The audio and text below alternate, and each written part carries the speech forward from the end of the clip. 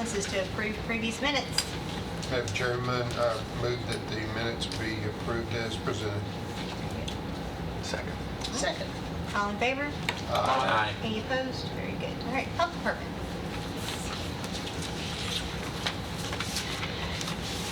Good evening. How are you? We have November and December for you, correct? Yes. These chairs give me trouble sometimes. Be careful. Okay.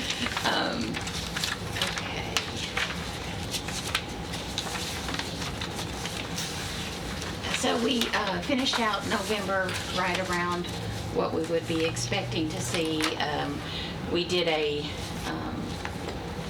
flu shot immunization clinic, a special day in November where the state allowed the fees to be removed, and we went off-site to several places and offered those free to the community. And so that was kind of our big outreach event for November. And usually around December, traditionally, I guess I should say, we will get a price removal on the flu vaccine. But we've never gotten it in November for a special day, so that was very helpful. And we worked with housing and some of our senior centers to make sure anybody who hadn't gotten it yet got theirs. So we did that outreach in November. And can I do the December, or should we vote? Okay. So December is, wrapping up our year, and we've kind of been talking about a lot of this as we've gone along, but just refreshers. We tried some new appointment profiling, or the way we schedule patients when it was back to school time, because we know from listening to our next speakers talk, there's new students, thousands of new students every year. How do we handle getting them all their immunizations and physicals and things that they needed? So we've been trying to do new structure of that, and we were able to increase 1,735 immunization visits by doing these new structure of appointments throughout the year. That's awesome. So we saw the biggest bump of that in, of course, back to school time, which is normal. And then we had the hepatitis A outbreak, which you've heard lots about in the news that has happened. And so that, of course, anytime there's an outbreak or a new virus or a new thing, in the past, historically, we would have 2 cases of hepatitis A a year, and we were getting, 10 cases a day. So we saw a huge increase of cases that we were following up on there. The state hired a whole team of nurses that went to jails and homeless shelters as kind of temporary workers to just make sure and vaccinate the high-risk population where we were seeing the most cases. So that ended us with an increase of about 271 full cases that we managed and took care of during that time. Tuberculosis, as far as one of our communicable disease, we've seen an increase. Our rate of tuberculosis, we have a lot of TB in the county. No, that's not it, but our rate has stayed about the same. So it's about the same number of patients that are presenting with these, but they're much more complicated visits than they used to be. So we're seeing them for multiple visits in their homes, once they're non-contagious, they come in the health department. So we saw a huge spike in TB numbers for the year, around 478 more visits than we did the year before. Not necessarily that many more cases, like I said, not to be alarming, but just to show that we're doing a lot more services for them. A lot of times they come with other disease processes that are going on at the same time. I call it comorbidities. And that way we have to deal with, no one's perfectly healthy and then they have this. And so we have to deal with high blood pressure or diabetes or other things that they have going on. So that's increased our patient encounter numbers there. Let's see. The immunizations we talked about. We started offering the birth certificates at our Smyrna site. We had not done that before, and we saw an increase of over 1,000 birth certificates issued out of the Smyrna site. So we definitely saw a big increase there. We started added a new position and started some new services for moms and children under the age of 5 and dads to do a home visiting program. We call it HUGS and CSS. CSS is Children's Special Services, and that's a program that is federally funded and has requirements. But we saw an increase of like 88 visits in the HUGS, in the CSS, and 77 in the home visiting program. So we definitely saw a spike in those services that we offered over the year as well. You're just looking at medical issues or environmental issues? Or For that program, it's more about prevention, so it's considered a prevention program. So just going out and offering some parenting advice, connecting them to resources. We have some what are called pathways. So if they have this issue, it kind of tells us, okay, you can recommend these things, you can connect them in with this service and that kind of thing. So a really, really good program that's been shown to be evidence-based and very effective in reducing infant mortality rates and illness and that across the children's age. So one of the goals for the state of Tennessee is for all children to reach that first birthday. And we know we lose a lot of children in the state of Tennessee for infant mortality, accidents, and things that could be prevented. And so we do a lot of patient education, safe sleep, how do you sleep, those kinds of things in your home. Let's see.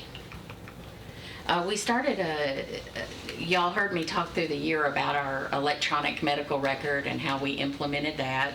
And then we started towards the beginning of last year with the debit cards for the WIC program. So the Women, Infant, and Children program, they used to get paper vouchers, and now they get a debit card. So we started that, and one of the neat things that came along with that is, according to the WIC guidelines, you have to have some education 4 times during the year if you're the participant. But 2 of those times, if you are a low-risk participant, you can do kind of learning, online module learning. Before, they would have to come in and do like a group class, which was still nice, and they could get in fast and out fast. But now they can actually do it, right at home if they have internet access, if they have a phone. It's very simple. You do the learning module. And so we added about 2,000 people who were able to do that WIC online module and help them with that service much quicker. And they absolutely love it. I would imagine to see that number going up quite a bit in the future. At first people are like, I don't know, I'm a little leery, I might mess it up, but it's really, really simple program. I even made myself a faux account and kind of did it to make sure, and printed off screenshots to show our participants, how easy it is. Just put this screen, and then you're there, and you do the little online, and then you call us back with the certificate number, because you get a little certificate at the end, and we're able to see that that was completed, and then we can remotely load to their card now, since they don't have to have those paper vouchers. So it's really nice for the participants. It's helped them a lot, and they've been very, very pleased with that. Sounds like it created a lot of efficiency in your office too. Yes, absolutely. It really has helped. We still have to talk to each one of them. We still have to print off some stuff. There's still some notifications in the chart that we have to do. But then also, when people would come for those visits, we also tried to always do like exclusive wraparound services, like, while you're here, let's go ahead and do the well child checkup on your baby and make sure everything's going good and you're progressing as you should. And I see you're behind on your immunization, so we would do that. So it is kind of we hate that we miss those opportunities. But we understand that when they're there for those other 2 visits where it's mandatory that they come in and have education face-to-face with us, that we'll do those wraparound services for them then at that time. So we're starting to pilot a new program that we learned about, and it's really already started to show up in some of our numbers. We started, I guess, 3 or 4 months ago piloting it with dental. And it's an in-room patient registration. So I don't know if you've ever been anywhere where they might be offering this service, but I had gone to an efficiency class to learn about how to be efficient in patient registration and checking people in. And as you can imagine, through governmental processes, there's lots of mandatory boxes we have to check when people come in for their medical visits or their WIC visits or their dental visit or whatever. So trying to think about how we could look at that differently to streamline it. And what we did was we got some little mobile workstations, laptops, and as soon as the patient comes in, the clerk takes them to the room and we're starting with dental. We're starting small and trying it there. We're going to move to WIC next. But the clerk goes into the room with the patient, puts them in the examination chair or whatever, goes ahead and starts doing the check-in. So there, it's like immediate. There's no waiting in our lobby. You just go immediately back there. So it got us so efficient, we were able to add 3 more appointment slots every single day to that clinic profile, including one where we had trouble, which is like a 3:30 or a 4 o'clock for the kids getting out of school. You know, that was always because sometimes the check-in process was taking an hour, and then by the time they'd get back to the back, we're behind the ball. So I convinced them, you know, that we could add those appointments if we did it this way, and it's been, the providers are happy, the patients are thrilled, the clerks, the medical clerks that are doing it are loving it. So, and we're the first in at least in our region that I know of that has tried anything like this. I can't speak for the state, but so far it's been very promising, and we hope to expand it to other programs. And once we get it all, you know, nailed down, figured out, worked out, then probably take it to our Smyrna site and start there as well. That's So awesome. yeah, so I'm really excited about that. And it was something that when that class, these were health departments across the United States had been trying to do this, and it was working very good. So far that's been very successful, and we had an increase in dental of 272 patients, and I think part of it is this process that we implemented and helped with. So in our advanced practice positions, so those are like nurses and MDs that can write prescriptions. They're called advanced nurse practitioners. They write prescriptions, can see people for what we call primary care or medical concerns. There's a lot of things that happen in our health department that aren't those kind of services, that are done by nurses or other licensed professionals, registered dietitians and that. But there's a few things that only those people can see by law and by the rule of our licensure that we have. And we have 3.5 FTE, or full-time equivalent, of those kind of positions. And during this entire year, not one month did we have more than 1.5 of FTE because of FMLA. There was some injury that happened. There was a resignation, and then having to post and hire a new position and all that. So we saw decreases across the board in women's health, men's health, child health, and family planning, because of there's only so many services that 1.5 FTE can accomplish between the two sites. So we did see quite a bit of decrease in those patient encounters, and we can kind of trace it back to the problems we had there, as well as the new electronic record. You know, we're into the first year of it, and it has been a monster trying to learn. And if you talk to anybody in any healthcare facility, really the electronic record is it's just a lot to change and go over. But it's getting better and better and more streamlined. But that is some of the areas that we saw some decreases, and I think we can track that back and expect to hopefully keep fully staffed and be able to keep those numbers up. Are you fully staffed now? We are.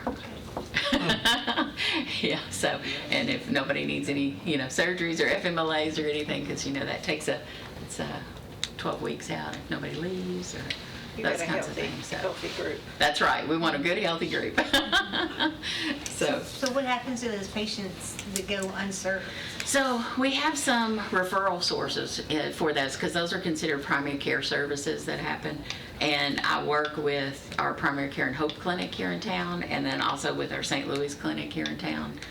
And just kind of, we shuttle back and forth between our clinics, people who need services, because they have a sliding scale, we have a sliding scale. So it's very similar type services for this type thing, primary care. And you just try to So we're- triage the most urgent cases? Exactly. And then we'll have floater people that will come from like Wilson County that will help us. Okay. Exactly. And we have, or Williamson County that will come over and help. So we try the best we can. Sometimes it's verbal orders to maintain medicines and those kinds of things until we can get someone in. So we just learned to be kind of masters of it. But as far as numbers, it would look like we have a lot less, because also if we're just helping you get through that spell until the doctor's appointment. normally we would have seen you, so that would have been a number, and we don't get any credit for doing that phone call and keeping them standard or doing good until we can get them in to see the doctor. So we might have normally saw someone 6 times a year as a maintenance type thing, but if we didn't have the provider, it might have been 3 times a year with extended, counseling over the phone. That kind of thing.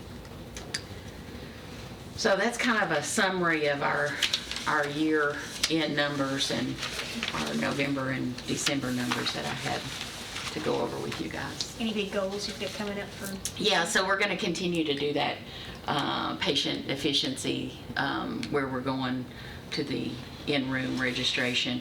We also have started patient satisfaction surveys on an iPad. So with rotating 3 questions, so they just have to answer like 3 questions, and then the next person gets another 3 questions, that kind of thing. So we started it with 1, they're looking to go to 5, so that right now it's like, okay, give it to her, and then when she's done, we'll give it to him. And so it's a little bit more difficult to get as many as we want. But previously it was all paper, and so one of our goals is to get that all electronic and have it at every window throughout the year, and to increase that WIC online, because that's so good for our participants, and it allows us to have open slots for people who can't do the online. Right. It gives us those open slots that we desperately need, especially in our Smyrna end. Fantastic. Any questions about Ms. Garrett's report? Move to approve the report, Madam Chairman. All in favor? Aye. Any opposed? Awesome. Let me ask a quick question, not really about the report.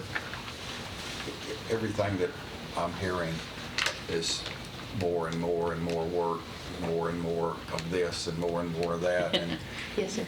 you continue to operate under a budget that we never see stretched in any way, shape, form, or fashion. And as we continue to grow,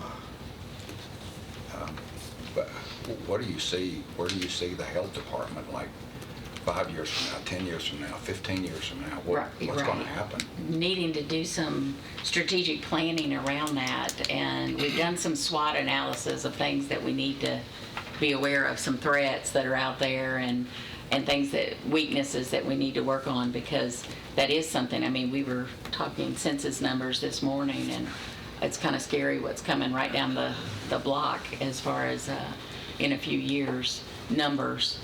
And I can't imagine these numbers and how we're going to be able to keep up with so I think trying to look at things we can do more outside the doors of our building would be one thing. Some of these more home visits that we've been doing, and some of the online things that people can do would be one way to help streamline. But definitely we're going to have to eventually look at we can't always be the best at everything, and so streamlining some of these services that we do, like primary care, that is a necessary thing, but we don't do a large quantity of it, but it takes a large amount of our time and effort and budget. So it might be one of those things that we use those hours and dollars to work more on public health issues like immunizations and hepatitis A outbreaks and TB cases and that kind of thing. So restructuring some of what we see and how we see it is going to be coming in the future, I can say for sure. You're talking some kind of a foreign language that I'm not understanding Sorry. completely. My concern is the physical building itself. Yes. The staff Yeah. that goes in the building. Are you looking at maybe what's coming your way? Right. So And yes. my concern is that there'll be a point in time where you can't carry the load. Yeah.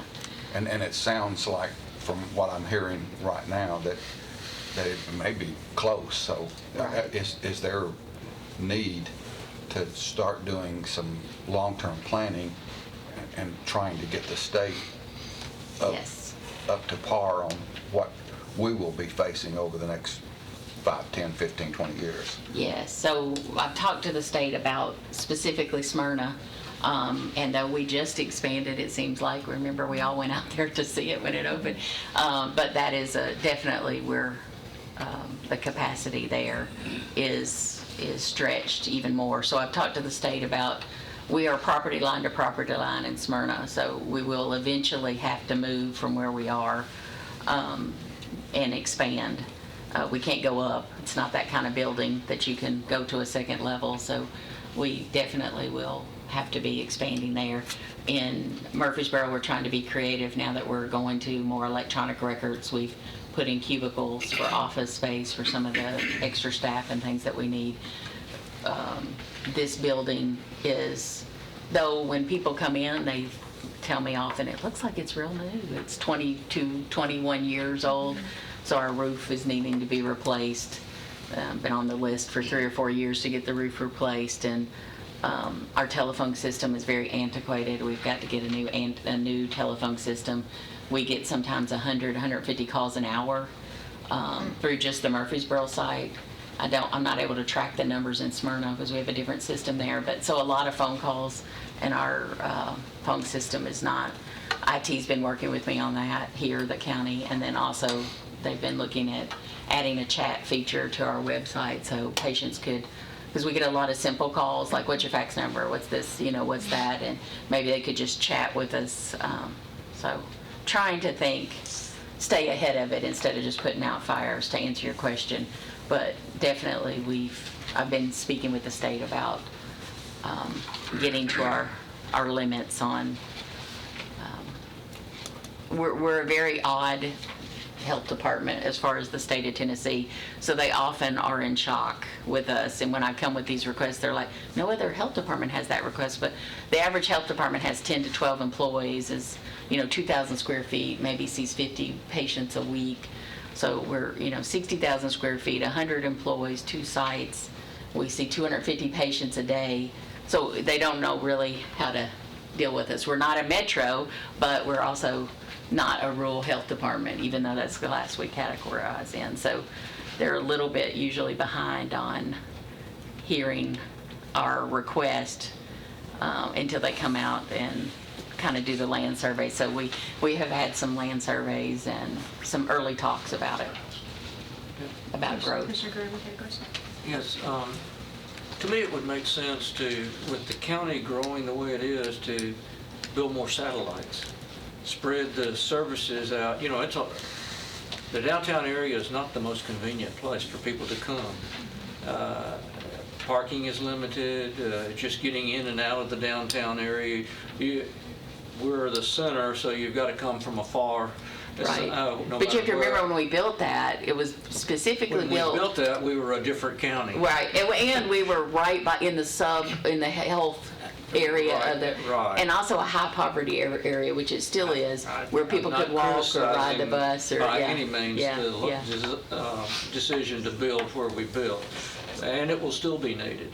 right, But it would make sense to me to build out to the different areas 3 or 4 miles outside the center, so that people could absolutely, be able to physically access the area, the services better. And of course, Smyrna is one area, but even that I can see in the north end, because you've got well over, the new census will probably show 120, 130,000 people in the north end, which is as big as the whole county was at the time the southern facility was built. So Right. we may need multiple facilities within that area, the south area, southwest area. Yes. I just see north, to me it would make sense to now start doing a strategic plan and getting the state on board. absolutely, yeah, Same thing with the schools, you're gonna have the same problem, finding land that's Yeah. affordable, right. accessible. So And then also staffing and, finding those, when you have 3 facilities or you have 4 facilities, and we talk about this FTE of spreading across that's an issue too, is just coverage. well, I think as a lot well. of that can be handled with more so than it could have been 20 years ago with technology. Yes. You're very aggressive on that area. Yeah. So you don't have to necessarily have as many people in terms of registering people and all that, maybe at a satellite, it is done electronically and gone back and looked at by someone else. They could be over here on Maple Street. Yes, absolutely. And telehealth is our new commissioner of health. That's a big push for her, and Rutherford's going to be one of the pilot sites because we are blessed to have registered dietitians every day, and some counties do not have that, and other things. So they're already kind of starting to look at that, which would be awesome to help us if we could have them housed in Murfreesboro. The patient comes in and talks to them on a screen or those kinds of things. For some services, you could do that, like WIC. Or nutritional counseling if you're diabetic, and those kinds of things. Some primary care, they're even testing some dental things that they can do with a dental hygienist with a dentist on the camera. So there's some expanded scope practice that they're trying there. So yeah, but that's part of what we've been talking about and kind of trying to plan for. But it is something on our minds. I had some of the same thoughts that they both did. Are there any other health departments that have formed perhaps partnerships with existing healthcare providers? And so, for example, one of the things that I'm thinking is even our own county, the MedPoint clinics. You Right. know, they're only used during the day. You know, would that possibly be something that you could Right, so you utilize? can use pre-use or areas, Right. yes. I'm just curious if Yeah, that's anything. because like we've worked some partnerships with, Interfaith Dental before they had a facility. They would see patients in off hours in our clinic, our Right. dental clinic, those kinds of things. So yeah, reusing stuff that's not, places that are not being used are good examples of a way to do that. She's got a couple other things Yes. for us to look at. And just thought I'd go over coronavirus since it's in Yes, the let's talk news, about it. and Sure. I'm sure that y'all have lots of questions about it, and the people on the TV do. There's been 0 cases in Tennessee. That is confirmed. We are very, very low risk for this virus. Flights in and out of China in the areas that are affected, which is Wuhan and Hubei province in China, are very limited. There's been 4,500 confirmed cases in China. There's been some talk about, well, maybe that's not a right number, or maybe that's not authentic. When China had the SARS, if you guys can remember back to that outbreak, they were much more, like, they didn't really talk about it until it was out, and it was all across the different continents. They've been much more open about this and preventative, and so I think those are all really good things. Anybody who has any concerns, medical doctors who are seeing patients, community members, they can call the health department, call the Murfreesboro site at 898-7880, and we can triage and get you the information you need. All medical doctors in the state of Tennessee, APNs, advanced practice nurses, they all got alerts on what to look for through, we have a health alert system, what kind of things to look for, and when should you report it to the health department and all that. But if they didn't get that, or they can't find the note, they can call us and we'll be glad to walk them through the steps. It's really the only risk factors are people who have traveled in the last 14 days to the Wuhan city and Hubei province, and that are having fever, cough, or flu-like symptoms. So if there's any concerns, I've had lots of medical doctors in the community calling me already saying, well, what do I do with this, or how do I do with this? I'll be glad to get them to the experts if I do not know the answer. So. Is there any exploration and work going on as it relates to antivirus? Yes, so a vaccine I would expect to see in 3 to 6 months. They're working diligently on that. So the CDC that's their rough estimate of when they think they could possibly get something like that. It's worse for old folks and kids? Yes. Anyone who has a decreased immune system would have a worse reaction to the virus. There was some statements about it comes from, it can go to animals or not to animals. It actually started by eating in their markets. They had some wild animals that they sold as food, and those animals carried this virus, and that's how it got into humans. But it doesn't, like, it's not cats and dogs, and it was ingesting that meat. So it's not like if your cat is sneezing or your dog is sneezing, you can catch something from them. So you don't have to worry about that.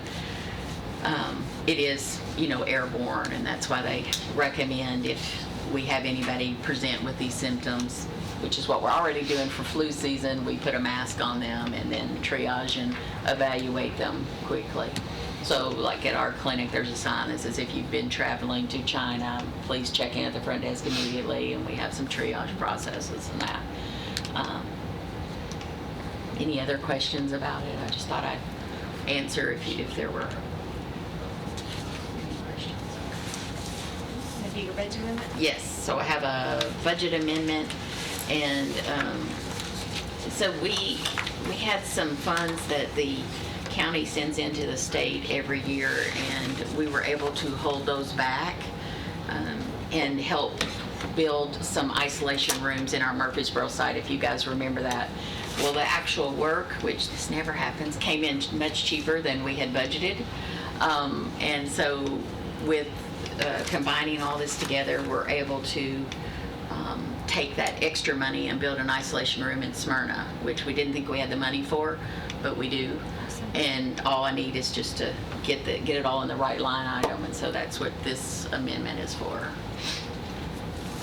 Any questions about the amendment? Move to approve it. Second.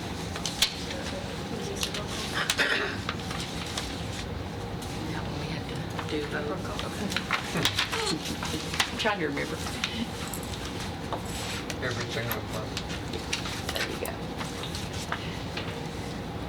Commissioner Blair, Yes. Commissioner Cook, Yes. Commissioner Harvey, Steve, Yes. Commissioner Gammon, Yes. Commissioner Gurley, Yes. Commissioner Phillips, Aye. and Chairman Allen. Okay, and then I have one last thing to bring to you is and I've sent this to Ms. Nolan to make sure it was all correct and appropriate. This is the agreement that we always do about 6 or 7 months after you guys have already agreed to the budget. This is the state's document, and they need it to be signed, so I usually bring it here this is what we've already all agreed to, and Lisa, Ms. Nolan made sure it was correct. Move to approve, Madam Chair. Second. Since it's just the contract and not money, we'll probably okay with the voice vote, you think? Okay. All in favor? Aye. Any opposed? Very good.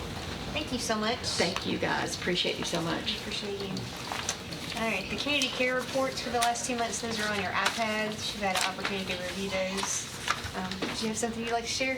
I was just going to give you this last little. Yeah, let's hear it. Welcome. Sorry, it's me. Ben Mankin went home sick today, so we had a PDA meeting, and he wasn't feeling too good then. I didn't figure he would last too long, so hopefully it's just something minor. But and then the mayor had a prior commitment, which I think it was his wife's birthday, so it rated up there pretty top. So There you go. you get me. So Happy birthday, Teresa. the community care renovations is what I'm reporting on, and basically the sealed bids were opened. Purchasing committee, that was December the 19th. The bids for the interior project were awarded, and a pre-construction meeting was held then the 23rd of December for the pre-construction. And within that, several adjustments were requested by the state health department, and the architect is making the adjustments on that and resubmitting to the state for final approval. So as soon as the final approvals are done, the work will start. Okay. Who'd we award it to? Garver Construction. Okay, out of Gallatin, wasn't it? I'm not for sure. I think it was from Gallatin. Okay. And then the roof replacement / repair, excuse me, will be completed within the next 2-3 weeks. So that's going good. And then of course Christy Houston is kept abreast of the progress on both situations. So Thank you for that. That is it. Awesome. Any questions about community care? To the listening audience, the county owns the building, and that's where the county does the repair for the building. We had an opportunity in December to have our Health and Ed meeting there. And so it was a great opportunity for us to, we only get to see it every so often, but really appreciate their hospitality and also definitely reaffirms the need for the renovation. Thank you. Thank you for that. All right, I'll entertain a motion to approve the report. So moved. Second. All in favor? Aye. Any opposed? Very good. All right, special projects, Ms. Shelley. That's what I was going to That was for both reports.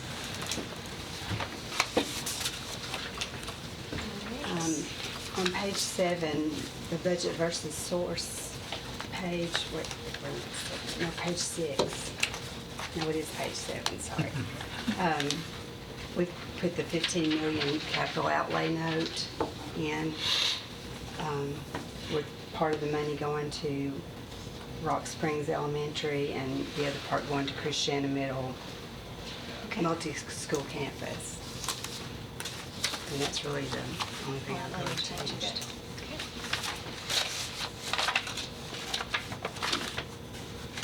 For those who don't know, this is just basically our tracking mechanism to let us know where we're at in terms of construction completion, spending, and allocations for each of our capital improvement projects. So. And we do usually see this report in advance, so that's why there's usually very few questions, Ms. Jolly. Anybody have any questions for her? Do you need another minute? If you're ready, I'll entertain a motion. Move to approve, Madam Chairman. Okay, all in favor? Aye. Any opposed? Very good. Thank you so much. Thanks, Teresa. All right, school board report.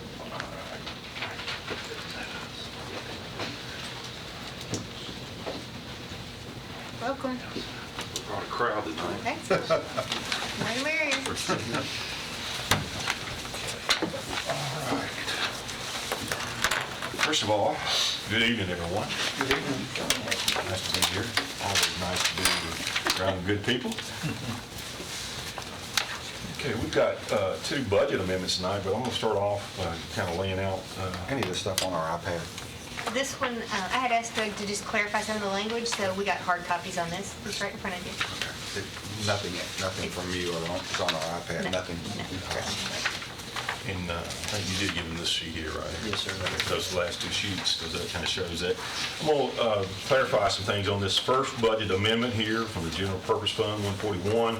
This is additional clerical position for half of a fiscal year. And let me explain to you what we ran into. Of course, obviously, we purchased a new data software student management system this year, but that was not the big problem. At Christmas time, we had someone who was our coordinator that had been in education for 40 years decide it's time to retire. So we did hire a very competent person to come in, but that's hit us with a double whammy. We're working with a new system, and we're working with a person that's going to have some experience. So what I say all that because it provides a lot of work in addition to doing the coordinator's job. So they only have one clerical position already. It's been this way since probably about 15 years. In that 15 years time, you guys know this, we probably added 22,000 students. Their job not only is a very important job because it's how we get our funding and the correct information as far as our average daily membership, but they also take on the role of a disciplinary hearing authority when there's an issue where a parent requests an appeal. They have to convene that. So I say all that, this is the reason why this occurred. However, if we look at this, this budget amendment increases the function 72110 for a half fiscal year and benefits for a clerical position to help in the school attendance office. This is being funded through the realized mixed drink tax revenue over the original budget amounts. Now I'm going to let Doug explain how when he was looking at and developing the budget of what we would get in that amount, what things he used to determine that and how that changed. So Doug, if you want to speak on that. Yes. I remember, and I wanted to clarify, make sure, because some of you may remember just a little bit ago, Lisa was going through the revenue to actual estimates, what actually was coming in to budget. And one of the things was mixed drink tax was a little bit down from what the general fund was budgeting for mixed drink tax. If you remember, half the local option mixed drink, or half the local mixed drink taxes, state shared revenue, has to be earmarked for education. When we were preparing the budget, Ms. Shambick and I were preparing the budget in this last May, when we were looking at the revenue line items, when we got to mixed drink tax, you might recall there was a case at the state Supreme Court between several cities and counties that were trying to figure out how do you share the mixed drink tax when you have a city school system and a county school system, or a county school system and a special school district.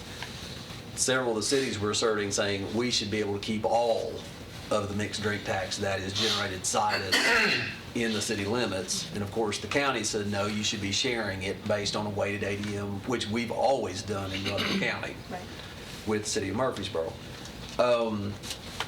At the end, and once again, since we did not know how that court case ended, we set the estimate for mixed drink tax low in case they came out with the city. Well, the cities actually won. And, but the cities that won were ones that had K through 12. Okay. We, of course, we split it. And so the Murfreesboro city attorneys, they concurred with, hey, we're going to continue to share it just like we have based on weighted ADM. So this additional revenue, we're adjusting it more to what it's bringing in. And that's what's going to fund this position. That's always a nice surprise. When fixed Yes. revenue back, Yeah. So this amount, fiscal impact would be for salary and benefits would be a total of $33,683. And that's over what was already budgeted in the mixed drink tax. So motion to budget the one-time full-time equivalent, actually it'd be for half of the year, full-time equivalency clerk in the school attendance department for the remainder of the fiscal year 1920. Increase the original budget mixed drink tax by $33,683 to fund a half fiscal year budgeted salary, which consists of $20,500 in salary along with the cost benefits at $13,183 in the function 72-110 attendance department budget. Since these are both Fund 141, can we take them together? Okay. Okay. This next one has to do with our comprehensive coordinator early intervention services. And this budget amendment is one that's in the function of 72-130 and other student support expenditure function for this area. This funding came from the remainder of the IDEA-B reserve funds that set up early in our fiscal year by the school board and was approved by the school board and county commission to go into the general fund balance. And it was previously funding that was used or transferred from federal funds that we'd used for school and federal projects. So it was rolled over into our general purpose fund. I think we originally, we budgeted that amount that we would be using for this IDEA-B at, I think it was $1,236,060. However, when we're coming back here, we're asking for this amendment for software and training expenditures and also to clear up the true payroll line item on that expenditure.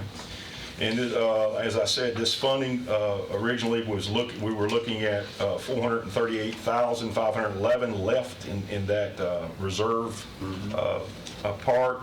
However, we can decrease that after the state has given us the what we actually have to use for this disproportionality for this fiscal year was reduced to $12,026. So we now, instead of the $438,511 that we want to move back in to the IDEA-B part to pay for that, we're only asking for $426,485. I know it's a lot.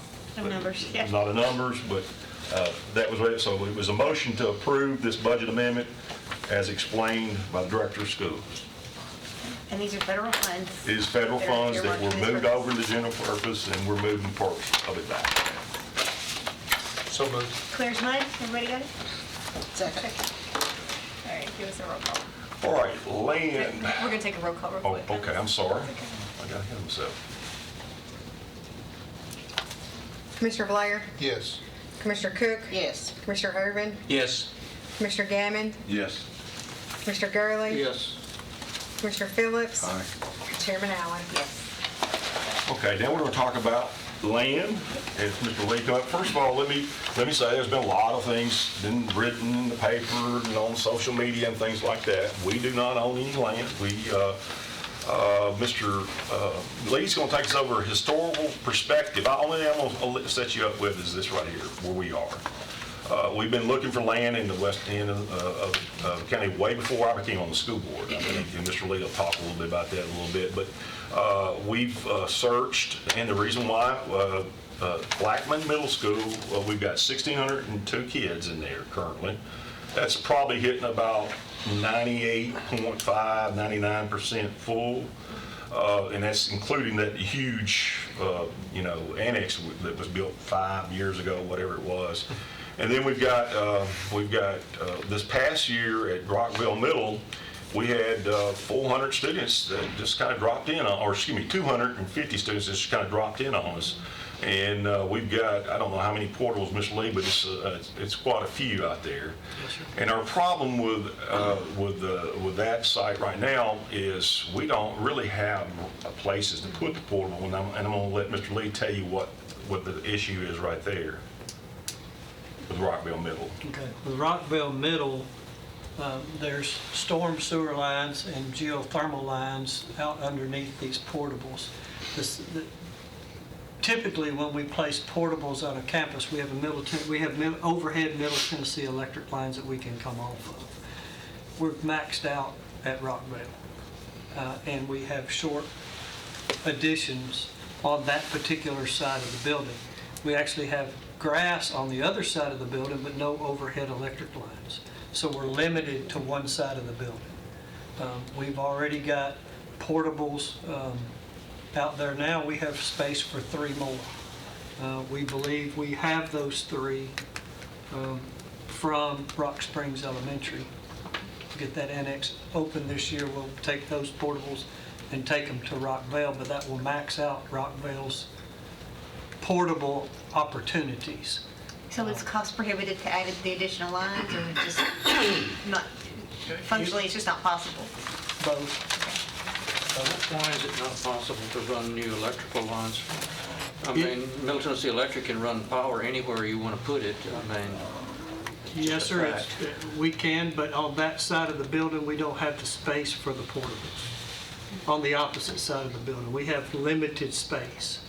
But you just said there was green area, but you couldn't use it because there was no electricity. That's one factor, but there's not room for the portables because the way the ground is sloped for the stormwater system, there is green space, but it's not conducive for portable placement. Okay. We obviously going to have some portables. We're Yes. going to put 3, We're going to take 3 more. So I think we're getting to where we're limiting ourselves out there, is what we're saying. Right. We also need to look at Stewart's Creek. Currently, Stewart's Creek Middle School is not overcrowded. However, Stewart's Creek Elementary is growing, which means that more than likely Stewart Creek Middle is going to be filling up in the next several years. So we're looking for an area in the western end of the county. The place that's been mentioned originally, it's been over 2 years, I think when I first came on board, that Mr. Clardy was looking, and it was already owned. I think that it was purchased in 2017 by Murfreesboro City. 2 parcels of land. That's one thing we're getting, sometimes that was confusing because you look at the sale of one parcel and it's 900-something thousand, and you look at the sale of another parcel and it's 3 million, something like that. Mr. Clardy reached out to the city and asked if they were interested in selling the land, and they said no. Of course, I think at that time their thought process, they were going to build a park or something of that nature.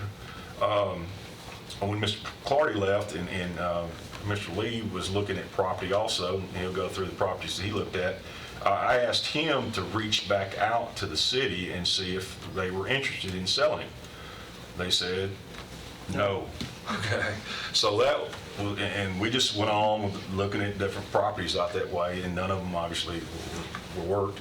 And I think probably, perhaps in November, was it, or early It December? was late November. Late November, Mr. Lee received a phone call from the city, and that's where we are, and that's how everything took place. So at this time, I'm going to get Mr. Lee give you a historical perspective on what they've looked at out in the western end and the issues that we faced and all that. I'll try. You're talking about the Burgess property. No, right now. it's across the street. Mm-hmm. It's the property across, yes, sir, effectively. But it's across the street from former Mayor Burgess's property. We have been looking at land on the west side for approximately 4 years.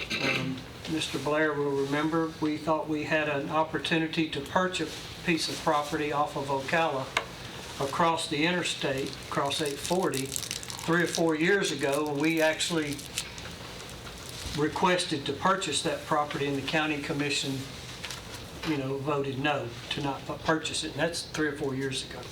We saw this growth coming then.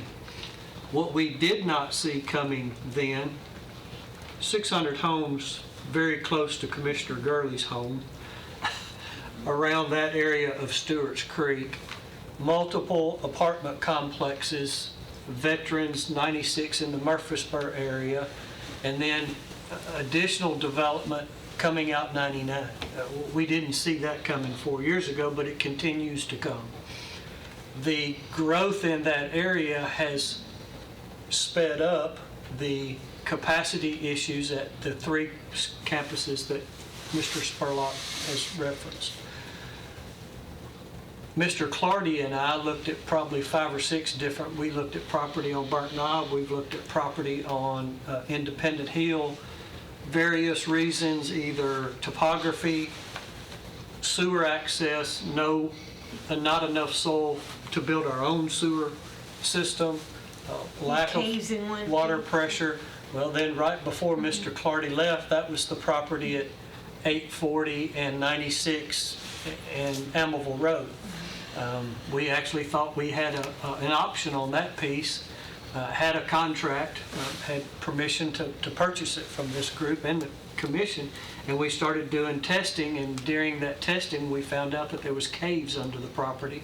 So that property went by the wayside, and in the meantime Mr. Clardy retired. I've continued to look at property. We've had 3 or 4 different constituents in that area, 2 real estate developers that have sizable tracts. One is on Coleman Hill and Newman Road, which is actually to the southwest of where we really want to be. We'd rather be closer to the 96-840 corridor for zoning issues. But that property didn't work out. And in the meantime, the city approached us about possibly purchasing this property.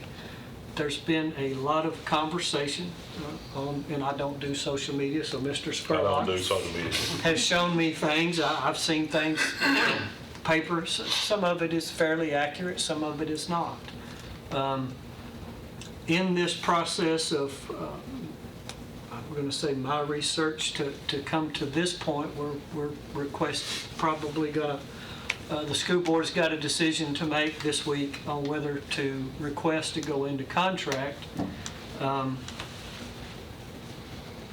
There's not a lot of options on the west side of town.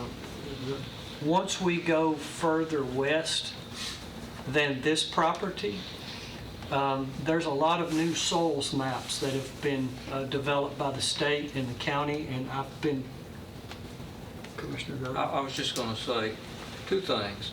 One, we need to probably just get away from building more than one school on a piece of property. We're not going to find multiple site properties in Rutherford County anymore. I think we just need to say that and do that.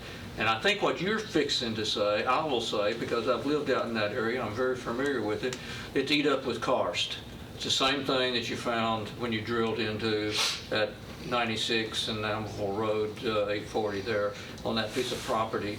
That's probably an extension of the Snail Shell Cave system. When you start drilling very far down, you hit cavities, and it doesn't work real well. So, yeah, I agree there. So go ahead. But we've utilized all the tools in our toolbox, trying to locate soil area where we could possibly purchase a piece of land that has enough soil that we could build our own septic system like we've done at Browns Chapel and Kittrell and some of our other locations that are further out that don't have sewer access. The city GIS department, the counties, Mike Hughes and Doug DeMossi have afforded me all the information that I've requested. They've even gone out of their way to help get information for us. There's a gas pipeline on the property. We're very well aware of that. We've talked with Colonial Pipeline. They've been in conversation with us. There is some wetlands on this property. That's been discussed quite a bit. We've dealt with these type of issues on other pieces of property that we've purchased. I'm not saying that this is the best piece of property that we've ever looked at, and it's nowhere near the worst piece of property we've ever purchased. It's the flattest. It is most definitely the flattest. We are looking at this property for two schools, a middle school and a high school. There's been a lot of discussion about the flooding of the neighborhood that's adjacent to this. TDEC's new, more stringent stormwater runoff policies, we have to adhere to all of that. All of our storm designs, you cannot increase the stormwater runoff of a piece of property post-construction from what it was pre-construction. The purpose for large detention ponds where we hold the water and release it at certain rates.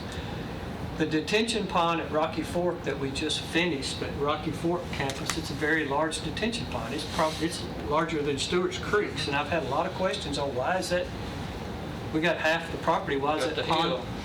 Well, that property above us is undeveloped. It's not our property. The TDEC doesn't care.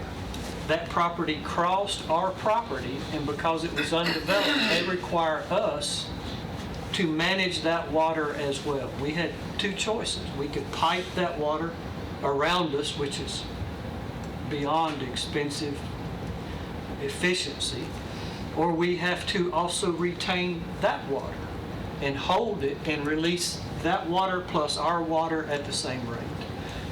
So there's a lot of things that TDEC requires that we go through to ensure that we don't increase the stormwater runoff above that. So I can assure anyone that we're going to do everything the state requires, and we're probably going to err on the side of caution because of who we are and what we are to make sure that we are going above and beyond. So we're going through all of these steps. We're reviewing this property, and should the board decide tomorrow night to make an offer to the city in that, Mr. Spurlock and I both have talked with Jeff Reed. We've got numerous outs in that contract that says if we find this, we can walk away. If we find that, we can walk away.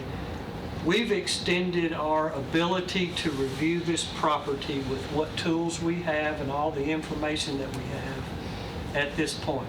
You said the city also gave you the information they had. Yes, they've done approximately $63,000 or $70,000 worth of preliminary testing, preliminary boring, wetland studies, geotechnical phase 1, boundary surveys, topographic surveys, all of these things they've already done. I have requested all that information. They have provided everything I've asked for, they've provided us. I have two kind of question and comment. One, there's two things that concern me about this property, and you've mentioned them, and that is that we're paying $28,000 plus for around 30 acres, I think it is, of wetland. That seems extremely high for wetland. You know, that bothers me. The other thing is the Colonial Pipeline. In another life, I had to deal with that type of thing, those types of what happens when something interrupts something along that line, like a tank car full of propane or a pipeline full of diesel or gasoline, and that's exactly what Colonial Pipeline carries it under pressure.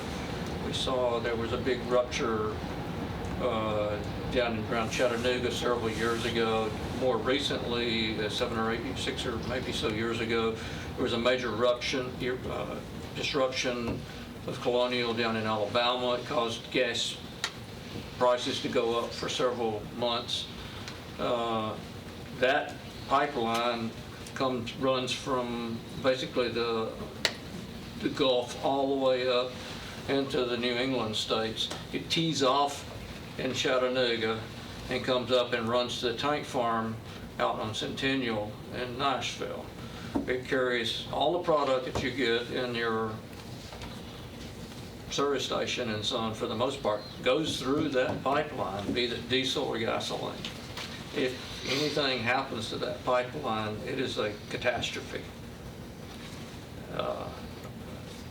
I don't know how much work you've done, but that is a concern to me, that we're building schools. I know we build on things like that all the time. Stonecrest Hospital is basically built on the natural gas pipeline. To me, kind of not too smart. I've seen one of those blow up too when I was smaller, west of Dixon County. It makes a big ball of fire at night when they blow up. But that's just a concern. I'm just throwing it out that those are concerns of mine. And we need to really do our due diligence and need to make sure that we've got definitely, if the board votes to explore this, then there really needs to be a lot of due diligence. And I want assurance of all that before I will ever vote for it. Next thing is the traffic. Okay, it's about 1.1 miles from the location of the land to Veterans. That's right. When you look at the density of where we would extract or where we would get our kids from, we would actually be going into town and the satellite areas to pull them in. We would get some back toward the west, but not many. Not many currently, because it's not that dense. It's dense back there currently. So the traffic thing, we've not that he has control of it, but we've met with the road superintendent, Mr. Brooks, and we talked to him, of course, just to get his thought process into it and get another eyes looking at things. When you get to Veterans, I know I heard this, that standing in line going to work. I actually live off of Burt Knob, and I take Veterans to hit 840 from that side. And I can tell you, if you do not get across 840 for me to turn back on to and go north on 840, at the right time in the morning, all that traffic coming from Murfreesboro, getting on 840, they need a light out there is what they need. So my point being is, I get it. I mean, when I'm not in a hurry, guess what I do? I take 96 sometimes just to see the beautiful, but I don't do that when I'm going to work. Yeah. Mr. Lee, would you remind this board how many brand new facilities that you have supervised for construction over the last 20 years, 15 years? Just off the top of your head. That's a good... And the reason I ask that is you've run into some real obstacles over the years that you had to contend with property, and they've all turned out just to be amazing facilities. Well, I appreciate that vote of confidence, but yes, sir, it's basically everything since Stewart's Creek Elementary. Every new school and every addition and every I have been a part of. I will say this: this property presents opportunities. There's things we need to research further, and there's things we need to look into. And it will be up to the school board, and I'm an information provider is what I do. I don't know which way they're going to go. I can say this, if this property is not purchased, we will continue to look for land. You'll have a recommendation though, correct? Yes, sir. Okay. And getting back to the cost of that land, if I were the city of Murfreesboro, I wouldn't sell it to you for a loss. You're going to have to give them at least what they paid for, regardless of what's on it, or you're not going to be able to buy it. Is there anything on that piece of property that restricts what can go on it?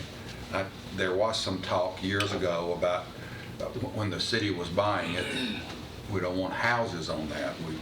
We want a park, and that's the reason they bought it.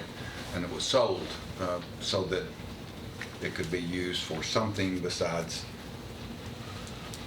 1 million houses. So is there restrictions on that? And I'm not privileged to the contract, and that would be verbiage that would be in their contract. And I'm sure there's probably something we can, during a process, we can ask the city if there's any kind of restrictions on it to provide that information as part of our research. To me, it would be how the money, kind of like us, if it's allocated for an elementary project, there's a shared, there's some legality there, depending on what pot they probably pulled that money from, like with what we do with elementary and shared funds. There's probably some restrictions which would tell us that, and we could ask that question. I just wondered if you were aware of it. We've heard that. We've heard the same We've heard thing the same you've thing. heard. Now, whether that's the case or not, I don't know. That seems to me something that needs to be quickly found out. A quick search as far as deeds and so on by your attorney could settle that once and for all. That's what I'm thinking, because it could have been in the sales contract, but if it didn't make its way to the deed, That's it what doesn't I'm really saying. matter. If it's Yeah. not a deed restriction, Right. then, I only ask that because there are You can get that information through the registry of deeds. quickly. there are some pieces of property out there that have been like Century Farms or double Century Farms that people said, okay, we'll sell it, but this is what I want there. And I know that there are some restrictions, and I just was wondering how far is this piece of property from the nearest campus? And what is the nearest campus? Nearest campus would be probably, I won't say Blackman Middle School. Be Blackman Middle School. Be the my guess. Blackman. And how far away is that? You're talking about somewhere between 7 to 10 miles, wouldn't you think? Probably. 7 to 10 miles. By road. Brown's By road, Chapel back yeah. the other way. Yeah, Brown's Chapel back the other way, you're right. You know, you were also talking about, looking at my crystal ball, you're talking about where the kids are coming from, and they would be coming from closer to what I call town, closer to town. But after you build that school, all that property that's out in that direction is going to be developed. You build it, and they will come. And Right. there's absolutely, positively no doubt in my mind that it may start out that way, but it won't end up that way.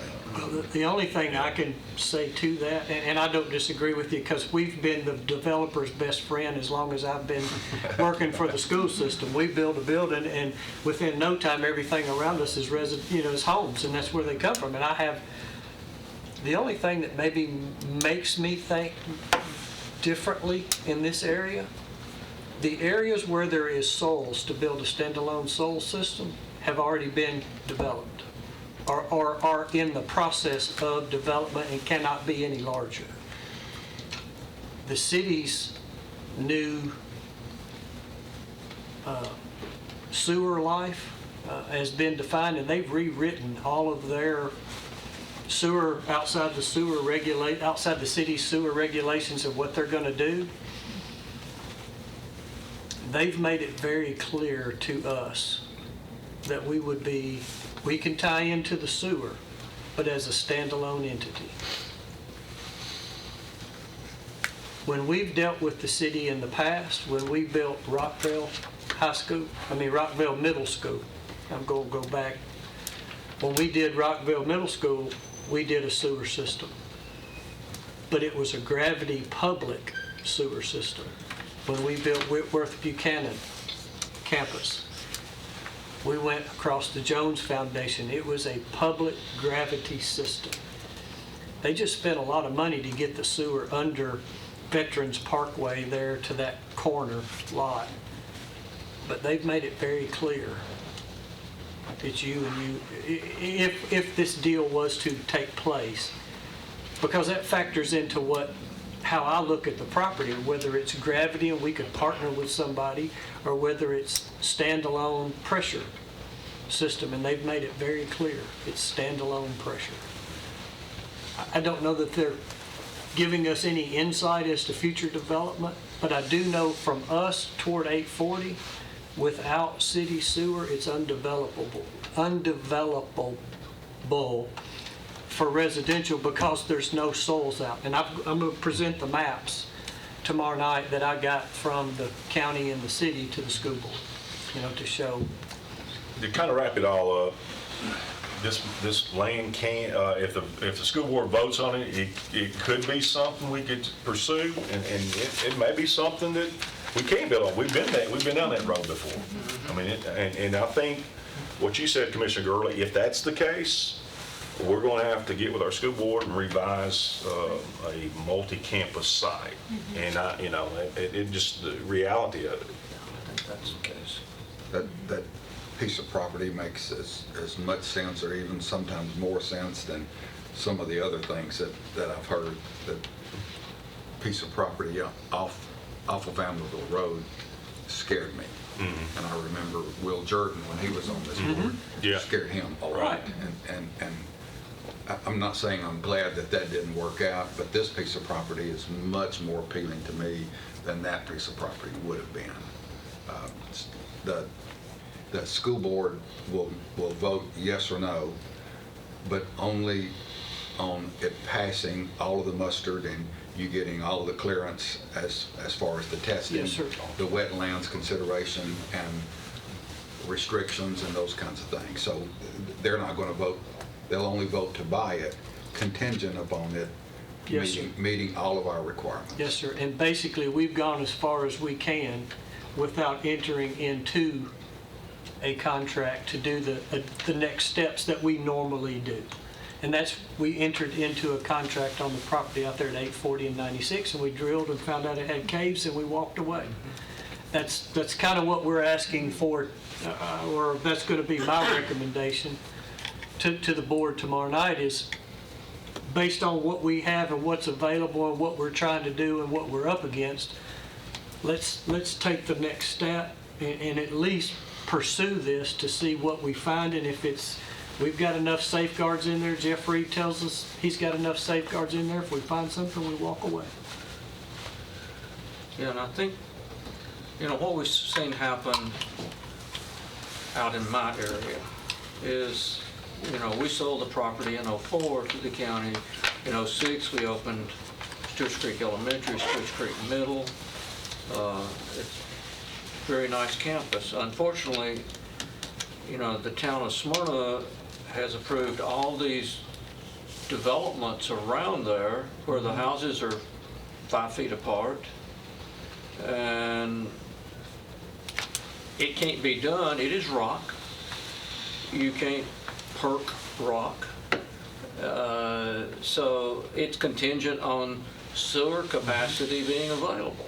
If sewer is not there or capacity is not there, now what they're fixing to do, and the school board approved it back 8 or 9 months ago, they'll be coming through the school property there. They're going to have to upgrade that line. That line is, I think, a 6-inch or 8-inch line or something now. It's going to have to be upgraded because, as you said, there's 600 or 700 houses, and they've extended out, but to put all these other houses on there, they're gonna have to upgrade it probably at 12 or 15-inch line. And so it gets back still, you cannot do, if you don't have sewer there, you can't build. But where there is sewer, and then they're building on everything that they can build on, including rock. And that's just the way it is, you know. When we sold the property, a consensus among our family was that our parents had both been teachers, and that having schools on that property would be much more honoring them in a much better fashion than having 600 homes on that property, which is what we had a contract for with the developer. But we have no control over the properties around us, so that's happening. And I think eventually, what Jeff said and eventually, some point in time on down the road, some developer's going to come along who's going to have the wherewithal to take that sewer capacity, if Murfreesboro has that or whatever, and there probably will be more development around there. But right now, that property, in spite of everything I've said, that property is kind of in a central location of it's so many miles from Brown's Chapel, it's so many miles from Blackman. Like you said, it's just getting to be poor choices, and that's the reason I said what I said about, I think, future going down the road, we're going to just give up the idea of finding multiple sites for multiple schools. And we may have start having a hard time finding sites for single schools. That may just be a fact without it becoming very costly. Well, thank you so much for taking Thank the you. time to give us a Appreciate preview, because this has been a hot topic. All of that? We'll all be watching closely more Don't need anything from us. No, sir. Just information. Thank you for, All right, thank you. Appreciate it. Is there any other business for this committee? If not, we stand adjourned. Thank you.